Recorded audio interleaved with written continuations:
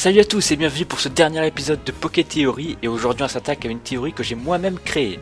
Vous inquiétez pas, ça va pas être aussi tordu que celle sur Rayquaza, vous allez voir que le Pokémon Noix de Coco nous cache sans doute quelque chose.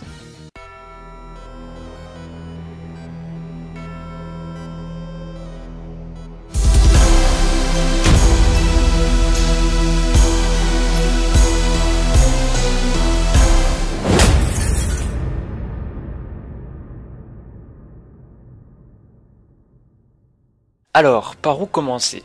Le 1er août, de toutes nouvelles formes de Pokémon ont été dévoilées. Un Goupix super mignon, un Funard qui impose le respect, un Sablette et un Sablero de type glace et acier. Franchement, bravo Game Freak, vous avez bien bossé. Je trouve ces nouvelles formes excellentes. On passe au petit dernier et c'est d'ailleurs sur lui que l'épisode sera centré, Noix de Coco. Lui aussi a droit à une nouvelle forme. Sa forme d'Alola le transforme en cocotier et le fait donc que grandir. Beaucoup détestent cette nouvelle forme et la trouvent moche.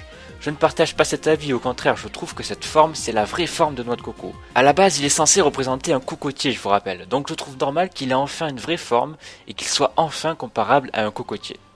En voyant la nouvelle forme de Noix de Coco, un truc m'a interpellé. Sa queue. Et non, c'est pas ce que vous pensez. Je veux dire, grâce à cette nouvelle forme, il possède désormais une queue, avec au bout de celle-ci, une espèce de nouvelle tête. Le truc, c'est que celle-ci est différente des autres têtes de Noix de Coco. En fait, cette tête me fait penser à un autre Pokémon. Gloupti, ça peut paraître dingue, mais et si on avait en face de nous le Pokémon qui a créé Gloupti? Regardez, Gloupti ressemble parfaitement à ce qu'il y a sur la queue de Noix de Coco. Qu'est-ce qu'il vous faut de plus? Des arguments? Bah regardez, la couleur est la même. On remarque qu'il y a une espèce de bouche en relief, et bien sûr pour Gloupti c'est pareil. De plus, Gloupti a une sorte de feuille sur sa tête. Ne ressemble-t-elle pas aux feuilles qu'il y a sur la queue de Noix de Coco? Le 9, la pré-évolution de Noix de Coco, fait exactement 40 cm. Et devinez quoi? Gloupti fait lui aussi 40 cm. Qu'est-ce qu'il vous faut de plus? La théorie est donc la suivante. Une fois que la chose au bout de sa queue a atteint un certain âge, il tombe sur le sol et devient un Gloupti. Voilà pour ma théorie, dites-moi ce que vous en pensez dans les commentaires, ça me fera extrêmement plaisir.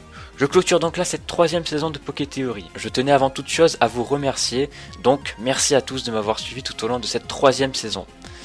J'aimerais beaucoup savoir ce que vous pensez de cette saison. Est-ce qu'il y a eu des améliorations selon vous? Est-ce qu'il y a des choses à revoir? Dites-moi tout ça dans les commentaires. Voilà, j'espère que cet épisode final vous aura plu. Explosez les pouces bleus si vous voulez une saison 4. Rien n'est prévu pour le moment. Je n'ai aucune date à vous donner, mais je vous tiendrai au courant sur Twitter et Facebook. Voilà, merci d'avoir suivi ce 16e épisode jusqu'au bout. On se retrouve très vite pour de nouvelles vidéos. Bonnes vacances, prenez soin de vous. Salut.